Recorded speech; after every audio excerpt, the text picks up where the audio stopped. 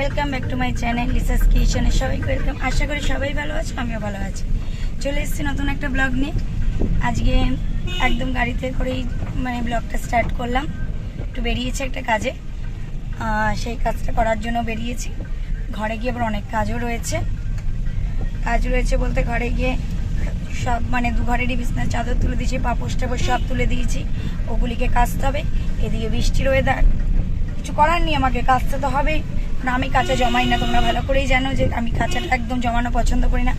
বৃষ্টির ওয়েদার আমার তো কমফোর্ট আছে, আমার কমফোর্টের গন্ধটাও খুব ভালো লাগে।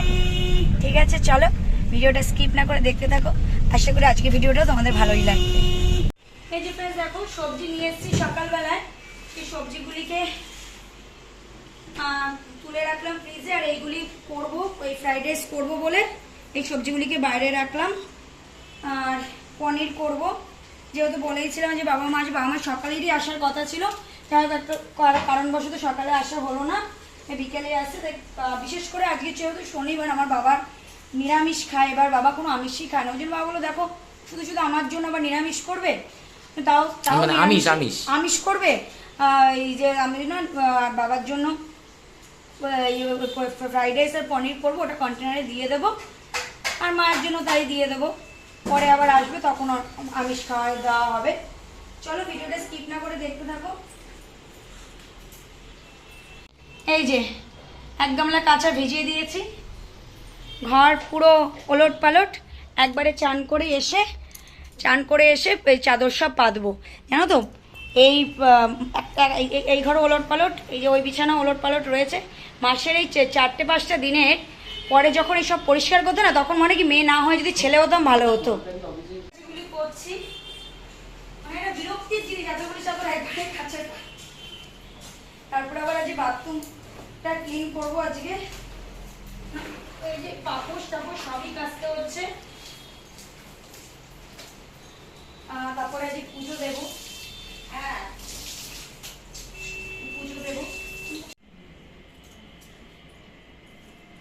এই যে ফ্রেন্ডস দেখো, এই ঘরে বিছানার চাদরটা পাল্টে দিলাম, তো তুলে দিয়েছি। এই এখন চাদরটা পেতে দিলাম, আর পুরো বাইরেটা পুরো কেচে কুচে সব ভরে রেখে এসেছি। এখন এই ঘরেরটা পাল্টালাম, এবার ওই ডিভানেরটা পাল্টে তারপরে আমি যাবো আমার ছোটো ঘরে, চাদরটা পাল্টাবো। আর কিছুটা ডাস্টিং আছে, সেই ডাস্টিং করবো। অনেক কাজ রয়েছে আজকে, কাজের শেষ নেই। ঘড়ির কাঁটা ছুটছে না, আমি ছুটতে পারছি না। দাদাভাই হাসছে, ঘড়ির কাঁটা ছুটে চলেছে, আমার আজকে ছোটার কোনো ক্ষমতা নেই। এই দেখো ফ্রেন্ডস, আমি বরাবরই বলেছি আমি লাইট কালার চাদরটা প্রেফার করি। এটা পয়লা বৈশাখের সময় কিনেছিলাম। এই যে চাদরটা পাল্টে দিয়েছি, আর এই যে যেই পাপোশটা কিনেছিল সেটাও আজকে দিয়ে দিয়েছি। মায়ের ঘরটাও তো তোমাদের দেখিয়েছি, দাঁড়াও আর একবার দেখিয়ে দিই। মায়ের ঘরটাও চেঞ্জ হয়েছে। আর বলো না, মায়ের ঘরের এসির থেকে জল পড়ছিল, দেখো এসিটা পরিষ্কার করলো, এসি থেকে প্রচণ্ড ময়লা বেরো। মায়ের ঘরের চাদরটাও চেঞ্জ করে দিয়েছি। এটা আমার বিয়েতে গিফটে পাওয়া ছিল। দেখো আমাদের মধ্যে না ওইসব ডিভাইডেশন নেই যে এই ঘরে আমরা দু ঘরে মিলিয়ে নিয়ে এসে পড়ি। একসাথে থাকতে গেলে দেখো ঝগড়া অশান্তি সবার মধ্যেই হয়, আবার মিলমিশটাও হয়ে যায়। এই জন্য এই ঘরে যেহেতু ওই জন্য দেখো নাইটিটা রাখা রয়েছে, জল পড়ছিল বলে। আর তোমাদের একবার বাইরেরটা আমি দেখিয়ে দিই, দেখো যে কী পরিমাণ কেচেছি। আর দেখো আবার চাদরটা আবার কুচকে অবধি চলে এসছে। তাহলে তুমি বলো, তোমরাই বলো আমি কিভাবে এই শর্ট টাইমের মধ্যে আমি কাজ করব কি করে, আমি রান্না বান্না করব কখন আজকে বাবা মা আসবে, তাদের আমি টিফিন গুছিয়ে খাবার দাবার গুছিয়ে দিয়ে দেবো। তোমরাই বলো, আমি আজকে পুরো পাগল হয়ে যাচ্ছি, আজকে পুরো মাথা খারাপ। আমি তাই ভাবি যে মেয়ে হয়ে না জন্মানোটাই ভালো।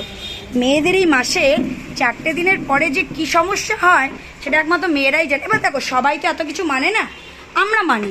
আমি আমার মাকেও দেখতাম মানতো, আমি এখানে এসেও দেখেছি মানে। এবার দেখো যারা অত মানে না, এই পাপোশ ধোয়ার কোনো ব্যাপার নেই, তাদের ব্যাপারটা আলাদা। ঠিক আছে চলো, আমি এখন পাপোশ ধুতে ব্যস্ত আছি। ঠিক আছে চলো, আবার পরে আসছি। এই যে বন্ধুরা দেখো, ফ্রাইড রাইসের জন্য সবজি কেটে নিচ্ছি। মা সব ওদিকে পরিষ্কার করে দিচ্ছি, যেহেতু নিরামিষ হবে সেই জন্য সব পরিষ্কার পরিচ্ছন্ন করে দিচ্ছি।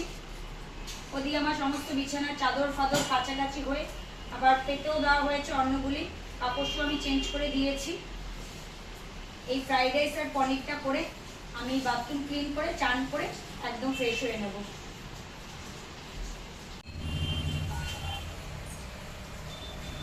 দেখো ফ্রেন্ডস, শাশুড়ি বৌমা মিলে কাজ করছি, একসাথে কাজ করার মজাই কিন্তু আলাদা। অনেক বেলা হয়ে গেছে, তবু দুজনে মিলে কাজ করছি। দেখো আদা রসুনের পেস্টটা, যে আমাদের মিক্সিটা খারাপ হয়ে গেছে, ওই জন্য অনেক প্রবলেম হচ্ছে। আমাদের একটা না, দুটো মিক্সি। একটা আমাদের ওই কাকিমা খারাপ করে দিয়ে গেছে, দুটোই ওই কাকিমা খারাপ করে দিয়ে গেছে। এই দেখো মা পনিরটা অলরেডি ভেজে রেখে দিয়েছে। আদা রসুন পেস্টটা দে। এই না, আদা রসুনের পেস্ট দে। এবার একটু কাঁচিটা দে। কাঁচিটা তো আচ্ছা দাঁড়াও দাঁড়াও, আমি কাঁচিটা, এই যে মা কাঁচিটা না।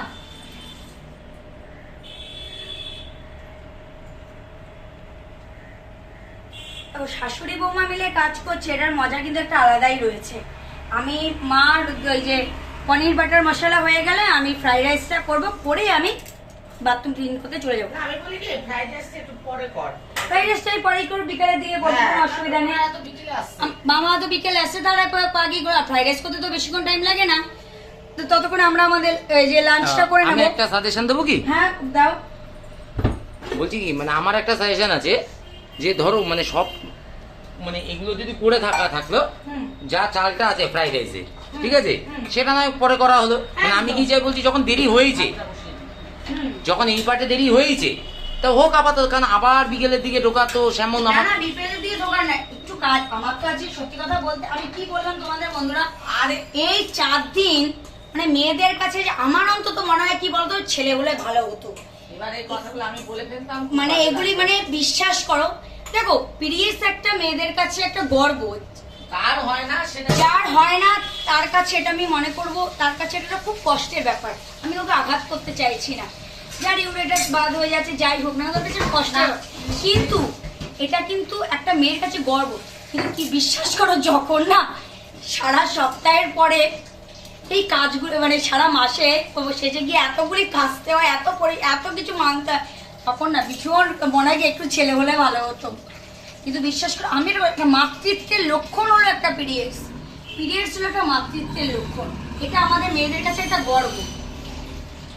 অনেকদিন তোমাদের আমি আমার গাছের ফুল দেখাই নেই। দেখো এই গাছটা আমার বাপের বাড়ির থেকে আনা হয়েছিল, দেখো ফুল ফুটেছে গাছটাতে ফুল ফুটেছে, ফুলটা আবার ঝরেও পড়ে গেছে দেখো। আর এইদিকে দেখো, সেদিনকে আমি আমার কাকা শ্বশুর বাড়িতে কাঞ্চন ফুল গাছের বীজ এনেছিলাম, কাঞ্চন ফুল গাছও বেরিয়েছে, কি দারুণ লাগছে দেখতে। দেখো তোমাদের বলি, দেখো সন্ধ্যা ফুল গাছ আছে।